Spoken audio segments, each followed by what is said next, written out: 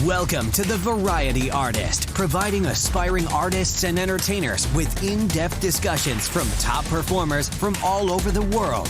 So get ready to book some gigs, make some money, and have some fun with your host, John Abrams. He's a 35-year veteran performer and has done shows all over the world. Not only is he a stellar ventriloquist, he's author of the landmark books Kidshow Ventriloquism and Audience Participation and Ad-Libbing for Success, a lecturer on the subject of entertaining kids, and an internationally known columnist for entertainment journals in the U.S., Germany, and the United Kingdom. Variety artist, I give you Mark Wade. Hey, John, good to be with you today. How's it going, Mark? Hey, doing great, buddy. Doing great. Glad to be able to keep you on your podcast. I think it's going to be a lot of fun. Oh, I'm happy you're here. Now let's start with the easy questions. All right. What was it that attracted you to ventriloquism, and how'd you get started? Well, when I was growing up, we had a lot of ventriloquists on television and commercials, and I watched Jimmy Nelson quite a bit with the Nestle's commercials, the old Nestles, and the dog Farfel with chocolate. His snapped mouth shut. Nestle's, right? That's right. He inspired me. I watched him. Took books out of the library and read them and practiced. And later on, took the Mayer course, which is like the course for ventriloquists. It's kind of like what Tarbell is to magicians. Yeah. Mayer is to ventriloquists. And I took the course twice. I took the original mimeograph version, which was very, very old. And I took the new up-to-date one when it came out. So yeah, I kind of got my grounding that way. Do you remember your first ventriloquist? What do you call them? Do you call them dummies, dolls? What do you call them? Well, if they're made out of wood or hard materials like fiberglass or something, we call them ventriloquist figures. Okay. If they're made out of soft material like latex or cloth, we call them puppets. All right. I use puppets because the ventriloquist figures scare the bejesus out of little kids sometimes. Oh, yeah. Do you remember your first one? First kid show? No. First puppet or it was a guy named Arthur I had, and he had a great big nose, and actually I was doing, before I did the kid show things, I was doing a lounge act, and this lounge act, he was a drunk dummy that brought him out of a trash can. He was singing. I pulled the trash can open, pulled him out of the trash can. We did a little bit with him. It worked out really well, but then I wanted to use him for the kid show, so we made him just an old guy at that point. He switched gears. He went to AA immediately. Yeah, a drunk guy at a kid's show is no good, right? No, I was going to say, no, it just doesn't work. He went to AA. Is that what you said? Yeah, he went to AA quick. All right. Well, you and I are kind of kindred spirits because I did a lot of school assemblies also. And has that been your living for the last 35 years or so? Yeah, it has been. Children's shows, kids shows in schools, and with the message or a theme to them. Yeah, I've been doing a lot of those. And then libraries in the summertime. Although sure. I did tour. I used to tour for about 8 years as an opening act for people like Garth Brooks and Reba McEntire and country acts. I did fairs all over the country. Oh, yeah. We're going to get into all that. That's actually one of my last questions for you. Okay. Well, do you have some sort of a secret sauce for your assemblies? Because I know you created a brand new assembly every single year. Is that right? Right. Yeah, I did. I tried to do things that were curriculum based. And what I would do is, I have a background as a teacher. I taught elementary school for 3 years. Oh, okay. And so I had kind of an in with teachers and what they were kind of looking for and what principals were looking for, kind of going into it. So it helped me a little bit. So I would write these shows, and some would be on social studies, some on math, some on reading. And later on, I did things with good character shows. And that was very important. Yeah, those are the things that I've done, is the no bully show. It's something called the bully game, and character shows. Is there some sort of a formula that you use when you're putting together a new assembly? Well, I have an outline of what I use, and it works this way. I use a warm up. I can do a puppet at the very beginning of the show. Then I do something in between, like a vocal trick, like a baby cry or distant voice or something. I do one magic trick in the all ventriloquist show just to give my voice a rest. And I finished with a puppet very strong. So I anchored the show with a puppet on one end, a puppet on the other end. Then we have what's called a quiet dismissal at the end, where I let the kids go back to as quiet as they can. We have a quiet contest. The teachers love that because after you stir them up, you don't just say, "I'll see you later" and goodbye and walk out the door. I've seen guys do that. Oh my God, teachers hate your guts.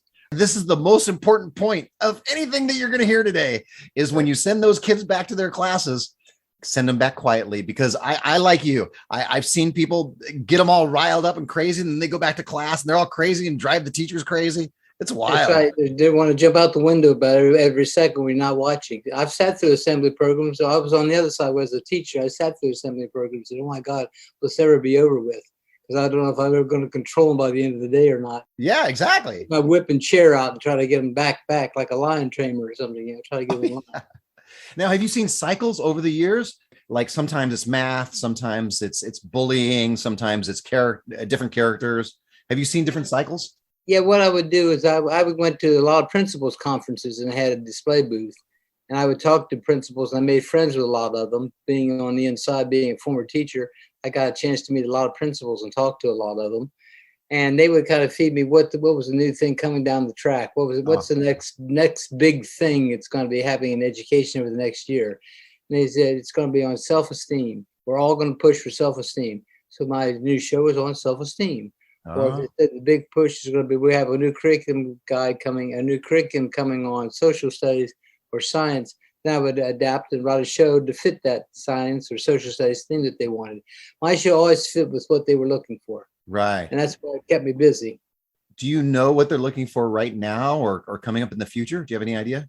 Well, right now, I think curriculum, it's kind of a turkey shoot right now a little bit with this, because I don't know where they're going with education. I'm kind of semi-retired now, so I'm not really in the loop as much as I was.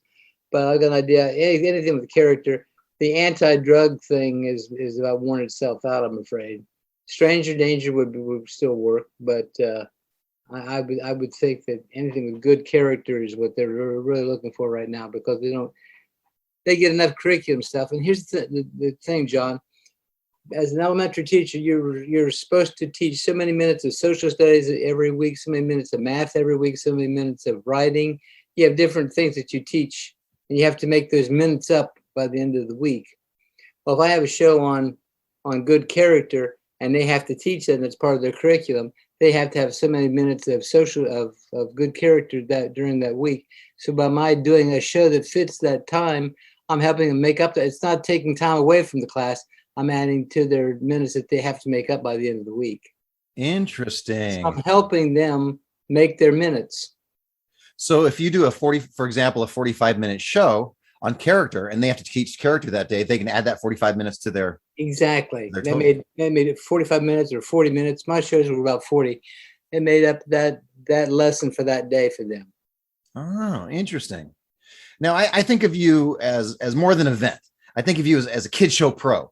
Because you've lectured and written books and lectured about doing kid shows. Mm-hmm. I have a lot of kid show entertainers listening to this. What are a few things that my listeners can do to improve their kid shows? Well, the first thing to do is make sure you have a great sound system. If you can't be heard, you can't make the show go.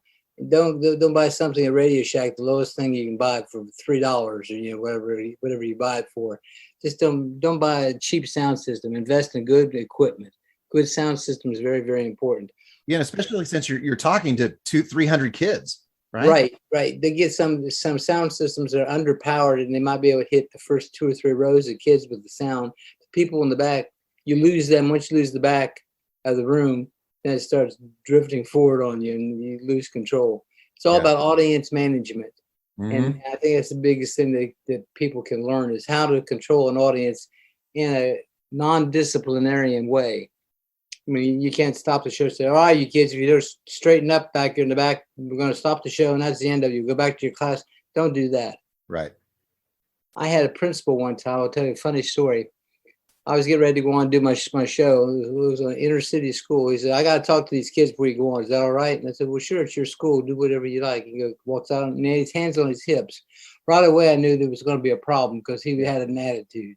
Sure. That's why I said, all right, I got you guys. Listen up now. Listen up. Why do I listen up? Last time we had an assembly, you guys were awful. You yelled, you screamed, you almost booed the guy off the stage.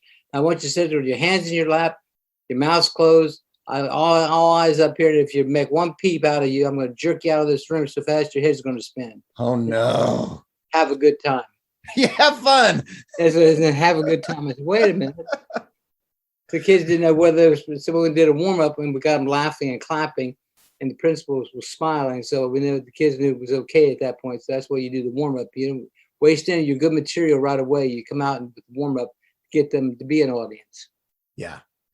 And you can use the warm up as a subtle way of laying down the rules without actually telling the rules, just by them cooperating with what you're right. doing. I always say I'm looking for kids that are sitting up tall and straight, being good listeners, that kind of thing.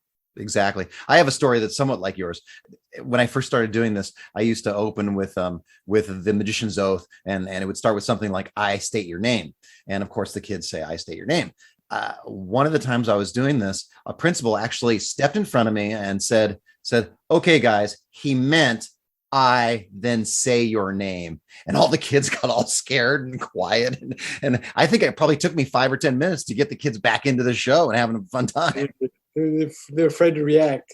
Yeah, sure. What's your philosophy on keeping the adults entertained? Because not only are you entertaining kids, but you also, if it's a kid's party or something, you have parents in the back. If it's a school, you have teachers. What is your philosophy on the adults? As far as the adults are concerned, you're there to entertain the kids, and that's good. But you got to throw a joke or two here or there. Not a blue joke that will go over the heads of the kids. Just a joke that would be more for the adults. You throw that into your show for the adults, so they know that there's a few things in there, little tidbits in there for them as well. You got to feed them along with a joke here or there. Just make sure that you're on target with the audience, and they respect the fact that you use people. Don't use teachers out of the audience. I found that's a bad thing to do. I had teachers come up and thank me afterward for not using me. I'm scared to death. Like they said, I can be in front of my class, but I can't be in front of 500 kids at once. So don't bring me up. Yeah. And the principal especially, that's a taboo. If you want to get hired back, don't mess with the people that can hire you. That's the teachers and the principal. The kids love the show. You go out and do things like booger snot jokes all day long, but you'll never get hired back to the school. Just you got to make sure you're in tune with the principal and the teachers when you're doing a show, and they enjoy how you watch and how you create with the kids. I think that's the big secret. Last night, I saw a Michael Jackson impersonator, and the coolest thing about his show is that he would bring up kids from the audience at some point in time and do a workshop and teach them the Thriller dance. And it was the best part of the show because all the parents had their cell phones out and they were videotaping. They were recording their children on stage, and they were real excited about that. So that involved all the adults too. Even though he only had the kids on the stage, all the adults were involved in the show. Right. Well, like I said, I leave the teachers out of it for a reason, and especially I leave the principal out of it for a reason. Like I said before, they want the show to be for the kids, but on the other hand, they want to enjoy it too, and they enjoy it by watching the kids enjoy it. Oh, yeah. Well, let's talk about your non-kid entertaining. Now, you've appeared on all sorts of TV shows, right? Right. Good Morning America, CBS Evening News, Real People when it was on. Oh, yeah. I remember Real People. Remember that? Real People? Yeah. I did that. And Entertainment Tonight. I was on all those shows. Well, tell us, is there a good story? Tell us the best story about one of your appearances. Do you have a good story in your pocket for that? I'm trying to think right offhand. There's a lot of good stories. Which one I want to spring on you here? Without offending anybody. Yeah, I don't want to make anybody mad. That's not the idea. It's so funny. They'll come and they'll want you to film something, and they'll say, "Can you do that again? Can you do that again? Can you do that again?" You keep doing it over and over, and they use about one, or they don't even use it in the clip. You watch the clip and all that stuff you did over and over again. They decide not to use it after all. So you start going through the paces with them 20 times, and then for no reason. I'm saying, why? Why did we do all this? So, it ends up on the editing room floor. Right, exactly right. I also run the International Ventriloquist Convention. I'm the executive director for the Ventriloquist Convention. I run the international deal. When they come in to film us, they're always sometimes they're looking for an angle. They always like the scary ventriloquist dummy that comes alive, and wants to kill people kind of angle. And they always try to look for that angle. So we have to know that we're just an entertainment entity. That's our working tools. Like the magician has their magic props and things that they use. Well, the puppet or dummy, if you want to call it that, that's our working tools. So we have to make sure that they understand that when they come in. Sure. Well, let's talk about those conventions then. I didn't start going to conventions. I've been in the business for 25 years. I didn't start going to magic conventions till just a few years ago, and I love it. I really love going to conventions. I love the camaraderie of the people, the things we have in common, talking about magic, etc. So what are some of the things that people can benefit from going to a event convention? Well, the event convention is actually called the Vent Haven International Ventriloquist Convention. That's the official full name. Vent Haven is our museum. It's located in northern Kentucky, close to Cincinnati, a little place called Fort Mitchell. We're just building a brand new, almost $1 million museum right now. It's going to be open next summer. Wow.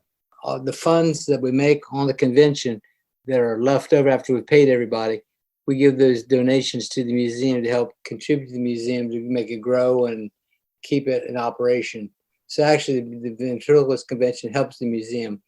We've worked really hard to do educational programs for the ventriloquists, not just come in and you do your act. That's fine to do that too. We have some open mics that new people can come and try something.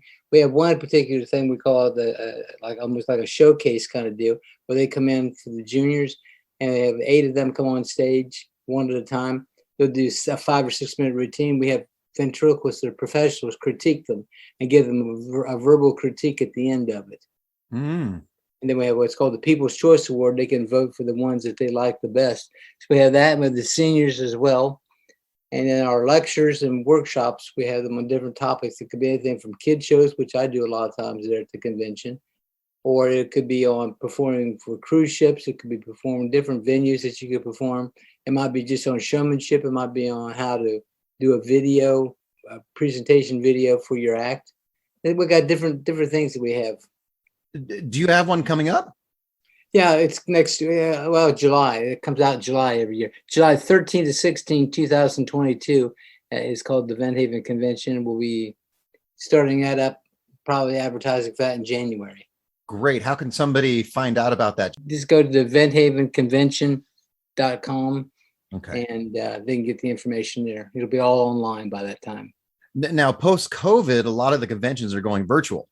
And then the neat thing about that is I'm here in Southern California. I can go to a convention in Georgia by going into my living room and opening up my computer.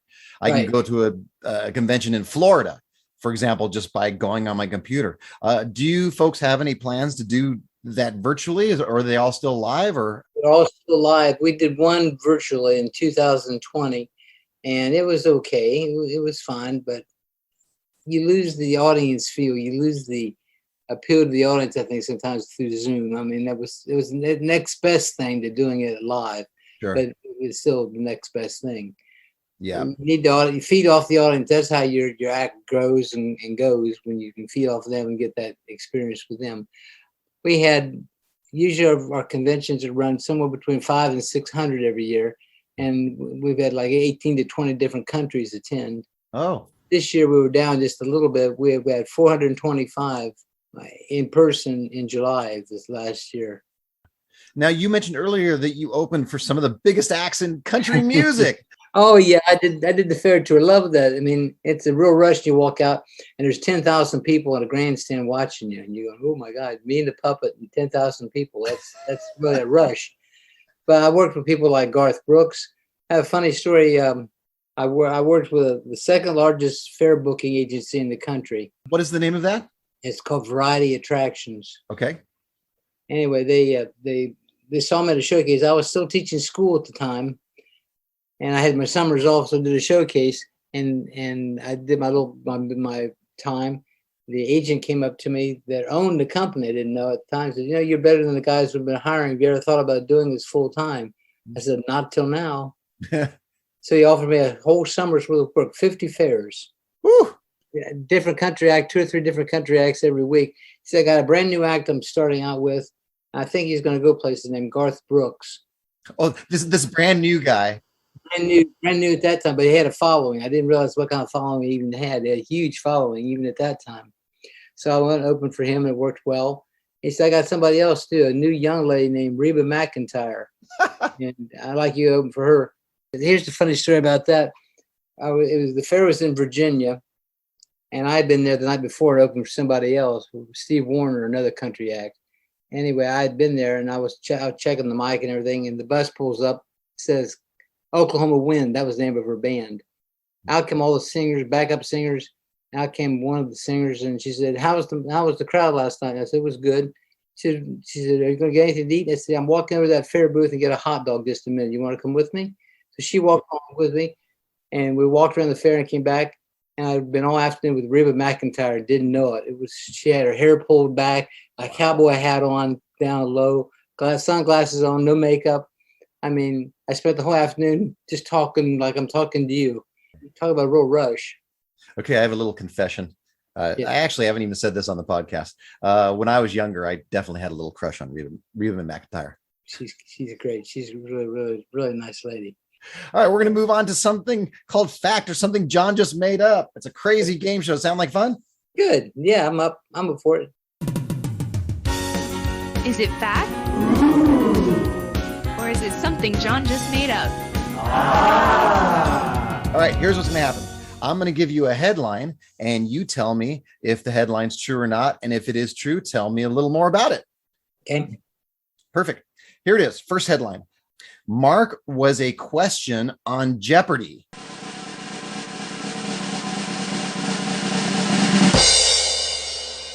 That is absolutely true. Oh, really? It was true. Yeah. They were the name of the category was puppet heads. And and I was on, Jeff Dunn was one of the questions. Senior Wentz is Edgar Birkin, and I was on there. And the question was, who is America's #1 children's ventriloquist? And they answered Mark Wade. I don't know how they found that out, but they did some digging. They found out that I was. They won the match with that question. Were you just watching the show, or did they clear it before? Actually, I was working in Michigan, driving back to Ohio, where I originally was from. And my son's in college. He calls us, Dad, you've been on television. I said, no, I just came back from Michigan. He said, no, I mean, really, you were a question on Jeopardy. And I found out that way. My son being in his dorm, they watched it and saw me on TV and called me. Do you have that? Is it on YouTube? No, I've been trying to find the clip, and they don't keep them. They don't, because they do so many of them. They don't keep. I tried to get back and find it. I'd love to have that clip. What $1 million clip that would be. But no kidding. That'd be great to have. I don't have it. Doggone it. Dang. All right. Second headline. Mark did all the vent work in the 1978 movie Magic, starring Anthony Hopkins.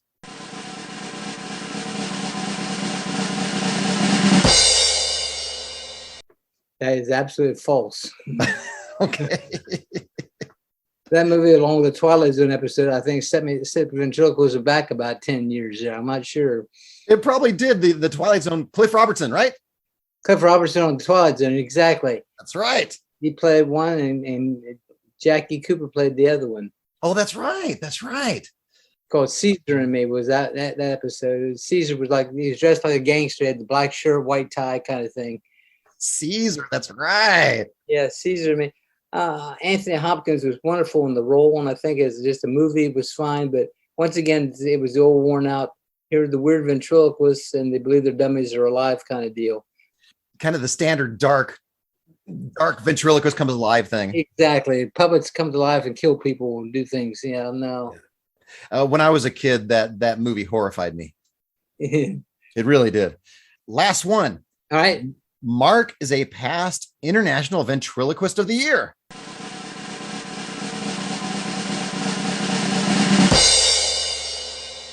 That's absolutely true. True. Yep. And tell me about that. How'd that come about? Well, it comes at our convention. The conventioneers vote on a slate of candidates.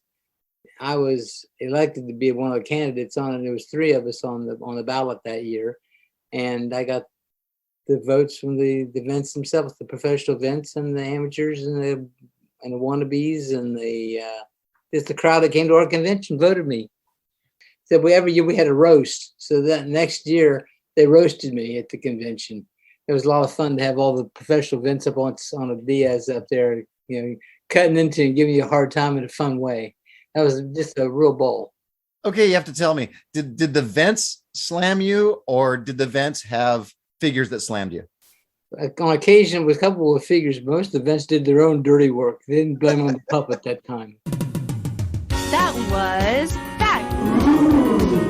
Or something John just made up. Well, this was fun. This is short and sweet. Thanks, Mark, for doing my show. That was really, really fun. Well, thank you. I appreciate having me, John. Thanks again. No problem. Do you have any social media or anything you'd like to promote?